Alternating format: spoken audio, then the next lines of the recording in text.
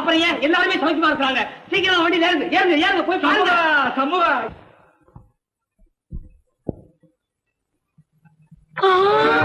ஏண்டி ஏண்டி என்ன ஆச்சு உனக்கு? என்னங்க நாம கும்பிட்ட தெய்வம் எல்லாம் நம்ம கை விட்டுருச்சுங்க.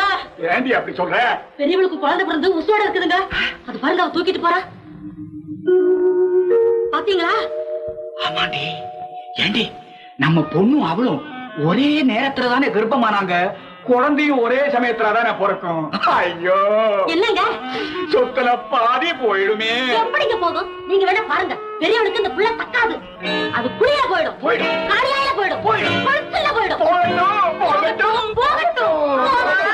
அப்பா வந்துட்டீங்களா? வந்ததும் வராததுமா போகட்டும் போகட்டும்ங்கிற அவள வார்த்தையம்மா சொல்லிக்கிட்டே வர்றீங்க.